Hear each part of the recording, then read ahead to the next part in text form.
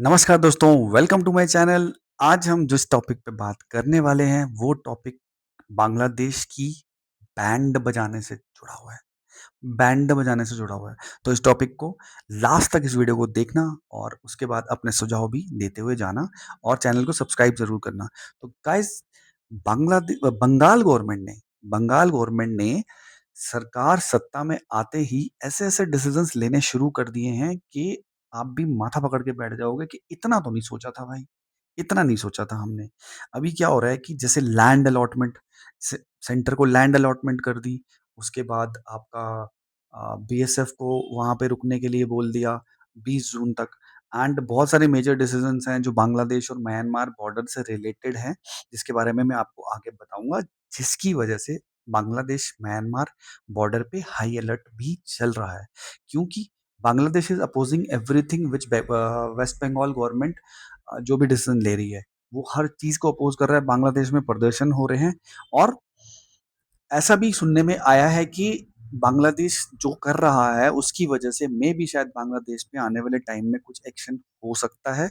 And Siliguri corridor को भी चौड़ा करने का कहीं से खबरें आनी शुरू हो चुकी हैं कि शायद जो सिलीगुड़ी कॉरिडोर जो बिल्कुल पतला सा कॉरिडोर है उसको और चौड़ा करने की जो है बात सामने आ रही है।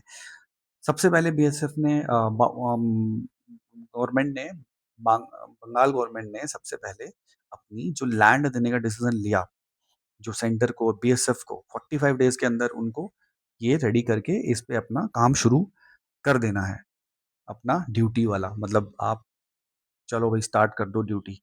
अब उसमें क्या है कि 120 जो एकड़ की लैंड है सिलीगुड़ी कॉरिडोर पे वो सेंटर को दे दी है कि आप बनाओ। And 7 main highway Siliguri corridor से जुड़े हुए 7 मेन हाईवे भी सेंटर को दे दिए हैं, क्योंकि इन हाईवेज की हालत बड़ी जर्जर थी। टीएमसी ने कभी इन पे कोई पैसा नहीं लगाया, इनको मॉडर्नाइज करने की कोशिश नहीं की। तो इस वजह से ये भी एक बहुत बड़ा डिसीजन लिया है वेस्ट बंगाल गवर्नमेंट ने। एंड आने वाले टाइम में जो नेटवर्क है, हाईवेज़ और बनाए जाएँगे, जो नेटवर्किंग है, जो वहाँ की क सड़कों की हालत है, वो एक अच्छे मुकाम तक पहुँच सकती है, ठीक है? अब ये भी सुनने में आया है, ये सुनने में आया है मतलब इसको आप डोंट टेक इट कि मैंने बोला है तो ऐसा होगा, बट सुनने में ये आ रहा है कि सिलीगुड़ी कॉरिडोर को यूनियन टेरिटरी बनाने का भी चल रहा है। भाई सरकार बहुत कुछ सोच रही है वेस्ट बंगाल में जीत के बाद। समझ लो कि ये एक कड़ी ऐसी थी जो बस कहीं से रुकी हुई थी, अब रास्ता खुल चुका है, गवर्नमेंट आ चुकी है बीजेपी की और अब वो हर चीज़ होगी जो हिंदुओं के लिए, भारतीयों के लिए और वहाँ पे रहने वाले वेस्ट बंगाल में हर किसी के लिए ज़रूरी भी होगी और अच्छी भी होगी, ठीक है? अब बहुत सारी चीज़ें ऐसी हैं जो वहाँ पे अभी कियोस्क क्रिएट किया हुआ है बंगाल में। तो अभी मैं आपको बताता हूँ, सबसे पहले बंगाल गवर्नमेंट ने एक डिसीज़न लिया। बंगाल गवर्नमेंट ने एक डिसीजन लिया कि वंदे मातरम को सभी मदरसों में, सभी मतलब सभी तरह के मदरसों में, छोटे मदरसे, बड़े मदरसे, गवर्नमेंट फंडेड मदरसे, प्राइवेट मदरसे, जो भी मदरसे हैं, सब में वंदे मातरम को बहुत बहुत सीरियसली लेने के लिए बोला और उसको मैंडेटरी कर दिया कि आपको गाना है।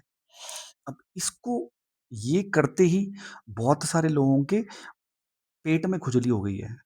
और आप सोच रहे होंगे कि ये लोग बांग्लादेशी हैं, ये लोग भारत के वेस्ट बंगाल के मुस्लिम्स हैं, नहीं, उनको होती तो चलो बात अलग थी। प्रॉब्लम जिन-जिनको हुई है मैं एक-एक करके आपको बताता हूँ। सबसे पहले तो जो बयान दिए हैं नेताओं ने उनके बारे में बताता हूँ। हुमायूँ कबीर ने क्या बोला है? हुमायूँ कबीर ने बोला है कि ये जो फैसला है ये हम पे ना थोपा गया है और सरकार डिक्टेट नहीं कर सकती कि हमें क्या करना है। ये हुमायूँ कबीर बोल रहा है, मतलब वंदे मातरम से इनको इतनी प्रॉब्लम है। उसके बाद सीपीआई लीडर है कार्तिक पॉल, वो कह रहा है जैसे ही बीजेपी सत्ता में आई, मतलब उसके कहने का मतलब है कि बीजेपी के सत्ता में आते ही बीजेपी ने 2014 के बाद से हिंदू राष्ट्र बनाने का काम जो था वो शुरू कर दिया था। ठीक है? बीजेपी अपने हिसाब से वो धीरे-धीरे उस काम को कर रही थी। वेस्ट बंगाल एक बहुत बड़ा एक पॉइंट था जहाँ पे बीजेपी नहीं कर पा रही थी, लेकिन अब बीजेपी सत्ता में आई है, तो अब बीजेपी भारत को हिंदू राष्ट्र बनाने के लिए हर वो काम कर रही है जो उसको इस रास्ते में आगे लेके जा रहा है। ठीक है? एंड अब मुझे ये चीज़ बताओ यार, वंदे मातरम से किसी को क्या प्रॉब्लम हो सकती है? मतलब भारतीय होके तो किसी को प्रॉब्लम नहीं हो सकती। दिस इज़ एकदम पक्की वाली बात है कि प्रॉब्लम नहीं हो सकती। प्रॉब्लम उन्हीं को हो सकती है जो खुद को भारतीय ही नहीं मानते। ठीक है? अब टीएमसी के राज में ये सारे नेता भी प्रो बांग्लादेशी हो चुके थे और हम इनका दर्द समझ सकते हैं, ठीक है? अब उसके बाद एक जो है नई पार्टी है जिसका गठन किया गया है बाहर बैठ के फॉरेन में 2-3 दिन 4 दिन से बड़ी फेमस हो रखी है। अब आपको मैं एक चीज़ बताता हूँ, ये जितनी भी चीज़ें हैं ना 370 का टूटना और एसआईआर का आना और सीईए का आना, ये सारी चीज़ों को उन्होंने भी अपने मैनिफेस्टो में रखे, वो भी इसी चीज़ को प्रमोट कर रहे हैं कि बीजेपी को अनफॉलो करो, बीजेपी हर चीज़ गलत कर रही है। और सबको पता है कि पार्टी वो फंडेड है। जो भारत में रह के उस पार्टी को फॉलो किया हुआ है जिसने भी, मैं उसको भी देशद्रोही और फंडेड ही मानता हूँ, ठीक है? अब वेस्ट बंगाल में एक कांग्रेस लीडर है सुमन रॉय। सुमन रॉय क्या बोलते हैं सुनो, वो कह रहे हैं जो भी योग बीजेपी को वोट दे रहे हैं या जिन्होंने भी दिया, वो बहुत गलत कर रहे हैं। बीजेपी क्या चीज़ है, ये धीरे-धीरे उन लोगों को समझ में आएगा। हाँ, हमें समझ में आ रहा है भाई, हमें समझ में आ रहा है, ठीक है, कि बीजेपी क्या चीज़ है, हमें मत बताओ आप, ठीक है। समाजवादी पार्टी बोलती है कि बीजेपी जो है वो घृणा फैलाती है, हेट्रेड फैलाती है एंड डिवाइड करती है कम्युनिटीज़ को जहाँ भी बीजेपी की सरकार होती है, ठीक है। अब कुछ और लीडर हैं जो कह रहे हैं कि अब प्रॉब्लम क्या है ना कि सबको खुजली इसलिए हो रही है क्योंकि ये चीज़ें इन्होंने कभी सोची नहीं थी कि टीएमसी हारेगी और ये सब चीज़ें होंगी। ये चीज़ को आप समझो भाई, थोड़ा समझो इस चीज़ को। अब वेस्ट बंगाल सरकार ने अब सबसे बड़ी खुजली इनको क्या हुई है, देखो ईद आ रही है, वेस्ट बंगाल सरकार ने ये बोला है कि ईद पे अब काऊ स्लॉटर नहीं होगा। आप गाय की हत्या नहीं कर पाओगे ओपनली या कैसे भी। अब इस चीज़ को लेके कुछ लोग, कुछ वहाँ की जो एंटी बीजेपी हैं, वो अदालत का दरवाज़ा खटखटाया। अदालत ने उनकी बजाई। अदालत ने बोला भैया ये कानून तो पहले ही था। टीएमसी ने लागू नहीं किया था, बीजेपी लागू कर रही है, बिल्कुल सही कर रही है, ये कानून तो पहले भी था। तो आप इस कानून को आपको मानना पड़ेगा और अपना चुपचाप करके बकवास बंद करो और फुटो यहाँ से। ये उन्होंने बोल दिया, ठीक है। अब महुआ मित्रा क्या बोलती है कि ये जो कानून आया है, सोचो यार लोगों की मेंटालिटी सोचो कि मतलब क्या हो चुके हैं। वो कह रही है कि ये जो कानून आया जिसमें आपने बोला है कि गाय नहीं काटनी है, अब गाय नहीं काटनी है, इस कानून से बहुत सारे गरीबों का नुकसान होगा, उनका रोजगार जाएगा, वीकर इकोनॉमिकल सेक्शंस जो हैं वो उनके ऊपर बहुत असर पड़ेगा, वो क्या खाएंगे क्या पिएंगे, और वो बहुत टाइम से इस चीज का वेट कर रहे थे ईद के आने का, और उन्होंने बहुत सारी तैयारियां गौ हत्या करने के लिए, तो गौ हत्या वर्ड यूज नहीं किया, इसके लिए उन्होंने बहुत सारी तैयारियां ऑलरेडी कर की हुई थी। तो ये है बंगाल की हालत कि वहाँ पे कुछ भी कर रहे हैं, अपोज़ ही कर रहे हैं दूसरी पार्टीज़, क्योंकि उनको आदत पड़ गई थी। वो प्रो बांग्लादेशी बन रखे थे, उनके सारे तौर तरीके जो थे वो बांग्लादेशियों की तरह थे। अब उनको खुजली हो रही है कि ये बांग्लादेशियों को निकालने के लिए इतने लार्ज स्केल पे मुहिम क्यों चल रही है। अब आप समझो, देखो आपको कुछ बातें बताता हूँ आपको। जब से अमित शाह जी होम मिनिस्टर बने, उन्होंने सबसे पहले 370 हटवाया, ठीक है? पहला काम उन्होंने ये किया, 370 हटवाया। आज कश्मीर में देख लो अमन और चैन है। कोई पत्थरबाज नहीं आता। मिलिटेंट अटैक्स इतने होते थे, आज नहीं होते, बहुत कम, रेयर हो गए हैं। इन्होंने सीएए लागू करवाया, जिसकी वजह से भी सबके पिछवाड़े में दर्द है, जो नहीं चाहते थे कि सीएए कभी लागू हो।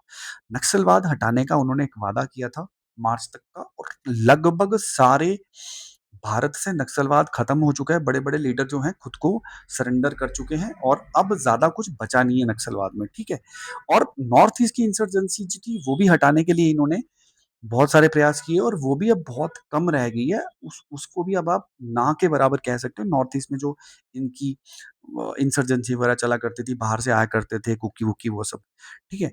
अब उन्होंने ये फाइनल, अब यही बचा है ना कि all Bangladeshis to throw out of this country, उस उनको हर बांग्लादेशी को इस कंट्री से भगाना है। उसके लिए इन्होंने एसआईआर करवाया। एसआईआर करने के बाद इनकी बहुत खुजली हुई।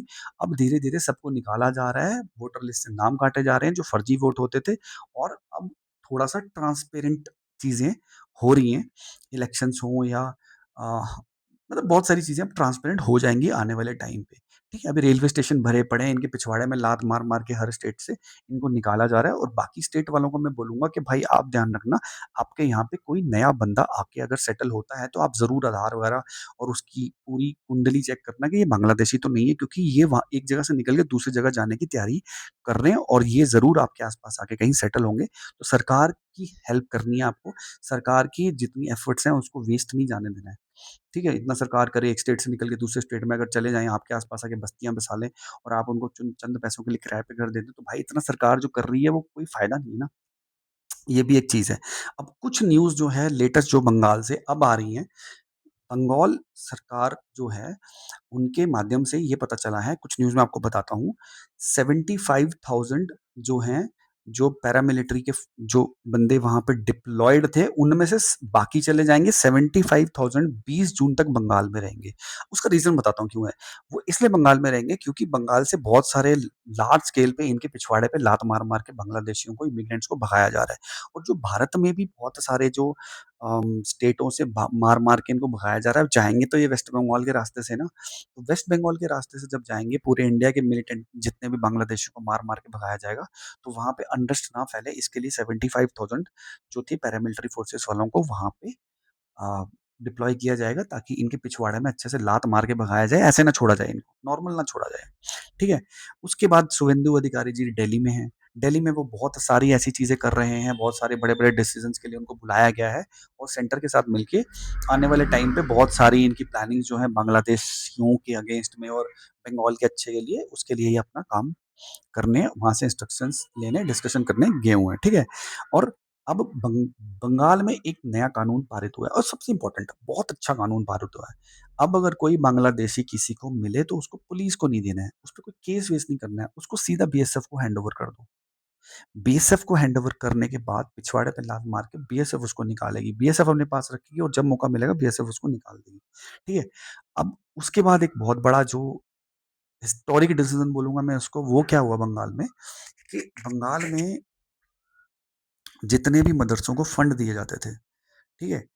मंदिरों को, मदरसों को और जितने भी रिलीजियस इंस्टीट्यूशंस को फंड दिए जाते थे, उन सबके फंड बंद कर दिए गए हैं। उन्होंने बोला हम किसी को भी नहीं देंगे।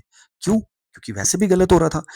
आप बिलीव नहीं करोगे, हर साल लास्ट ईयर की बात कर रहे हैं, 5700 करोड़ मदरसों को दिया गया था और ये चलाने वाले ज़्यादातर बांग्लादेशी थे। तो बांग्लादेश को इकोनॉमिकली मोटा-ताज़ा खिला-पिला के इन्होंने सेट किया हुआ था यहाँ पे। अब वो सारा बंद कर दिया है। अब जब चंदा नहीं मिलेगा, कुछ नहीं मिलेगा, पैसा नहीं मिलेगा, तो ये खुद ही छोड़ के भागेंगे बांग्लादेश में, ठीक है? और मतलब हद देखो यार, 5700 करोड़ मदरसे को दे रहे हो, 900 करोड़ और 1400 करोड़ नॉर्मल स्टेट डेवलपमेंट के लिए आप देते थे, वो भी पूरा नहीं मिलता था टाइम पे, ठीक है? अब मुंबई में एक और न्यूज़ है, कल को बांग्लादेशियों पे किस तरह से प्रहार किए जा रहे हैं, मैं वो चीज़ आपको बता रहा हूँ। मुंबई में गरीब नगर स्टेशन है, उसको तोड़ के पूरा साफ कर दिया गया, रेलवे की ज़मीन पे था। क्यों तोड़ा गया? क्योंकि एज़ पर रिपोर्ट्स उसमें ज़्यादातर रहने वाली जो बस्तियाँ थी, ज़्यादातर लोग रहने वाले थे, वो थे बांग्लादेशी। अब इससे रेलवे स्टेशंस को एक्सपैंड किया जाएगा, इनकी प्रोजेक्ट्स न्यू शुरू करे किए जाएँगे, क्योंकि अब ये लात मार के वहाँ से भी भगाए जा रहे हैं और आपने देखा होगा कि बांद्रा स्टेशन का कल का कि पूरा एकदम भगदड़ मची हुई थी, बांग्लादेशी सारे मुंबई छोड़ के भाग रहे हैं, ठीक है? एशिया की सबसे बड़ी स्लम रीडेवलपमेंट जो सबसे बड़ी एशिया की स्लम है धारावी, मुंबई में, उसका रीडेवलपमेंट प्रोजेक्ट को शुरू करने के लिए सरकार ने मंजूरी दे दी है। अब वो है क्या? अब वो ये है कि पूरे स्लम्स को तोड़ा जाएगा, 10 लाख वहाँ पे घर बनाए जाएँगे और वो घर इन्हीं स्लम वालों को दिए जाएँगे। लेकिन उसमें भी वापस एसआईआर टाइप एक वेरिफिकेशंस होंगी और माँगे जाएँगे इनसे डॉक्यूमेंट, और आप ट्रस्ट मी 50 से 60% वही हैं, बांग्लादेशी ही हैं। बेसिकली उन्हीं को भगाने के लिए ये किया जा रहा है। समझ रहे हो? तो ये है। अब कुछ लोग बोल रहे हैं कि यार गरीबों के घर तोड़ दिए, गरीबों को रहने के लिए कहाँ जाएँगे, क्या करेंगे? वो गरीब नहीं काउंट करो उनको, वो बांग्लादेशी हैं। ये कोई हमने यहाँ पे कोई धर्मशाला नहीं खोल रखी है। बिल्कुल सही कर रही है, जो कर रही है सरकार बिल्कुल सही कर रही है। अच्छा, उसके बाद सबसे बड़ी डेवलपमेंट देखो, ये दिस इज़ वेरी इंपॉर्टेंट, ये आप ध्यान से सुनना। स्मार्ट बॉर्डर प्रोजेक्ट स्टार्ट करने के लिए सरकार ने मंजूरी दे दी है। स्मार्ट बॉर्डर प्रोजेक्ट में सभी जितने भी बॉर्डर हैं, चाहे पाकिस्तान, चाहे बांग्लादेश, चाहे कहीं के भी कोई भी बॉर्डर है म्यांमार के साथ, उन सबको स्मार्टली डेवलप किया जाएगा। उसमें night vision cameras, sensors, foot sensors, वो सब चीज़ें लगा के उसको हाई-टेक किया जाएगा, ताकि कोई अंदर घुसने की कोशिश भी करे तो वहाँ पे P, P, P, P blink हो जाए। तो अब जो इन्फिल्ट्रेशन की प्रॉब्लम है, उसको ठीक करने के लिए सबसे पहले इनको भगाया जा रहा है लाखों की तादाद में, और स्मार्टली डेवलप किया जाएगा सारे बॉर्डर्स को, ताकि ये वापस अंदर ना आ सके। जैसे खुले बॉर्डर होते थे, तारें होती थी, काट के आ जाते थे, अब ये वापस ना आ सकें। तो अब ये है कि सारी कड़ियों को जोड़ के मैं बस आपको ये बताना चाह रहा था इस वीडियो के माध्यम से कि मेन पर्पस इन सारे जितने मैंने आपको कहानी बताई है, सब कुछ जो बताया रिपोर्ट्स के अनुसार, जो भी न्यूज़ है, बांग्लादेशियों की इन्फिल्ट्रेशन इंडिया में 3 से 4 करोड़ से ऊपर है। इन सब को भगा के जो ये हमारी फैसिलिटीज़ यूज़ कर रहे थे, जो ये हमारे गरीबों का पैसा खा रहे थे, अब वो हमारे यहाँ पे वीकर सेक्शंस को, गरीबों को बाँटा जाएगा और उनको फ़ायदा दिया जाएगा। इसीलिए ये सारा प्रोजेक्ट, सारी तामझाम, शुभेंदु अधिकारी का दिल्ली जाना, बॉर्डर जो था, बीएसएफ को ज़मीन सौंपनी, स्मार्ट प्रोजेक्ट्स यहाँ पे लाने, ये सारी हो रही है कि भारत की संप्रभुता को बचाने के लिए, भारत में इन्फिल्ट्रेशन को वंस फॉर ऑल खत्म कर देने के लिए। ये सारी उसके लिए किया जा रहा है। तो अगर मेरा वीडियो अच्छा लगा हो, अगर मेरे वीडियो में आपको एक इन्फॉर्मेशंस अच्छी मिली हो, जो यूज़फुल हैं आपके लिए, तो प्लीज़ मेरे वीडियो को सब्सक्राइब करना, लाइक करना और शेयर करना। जय हिंद, जय भारत, वंदे मातरम, जय श्री राम। वंदे मातरम से जिनको दिक्कत है, वो देश छोड़ के जा सकते हैं।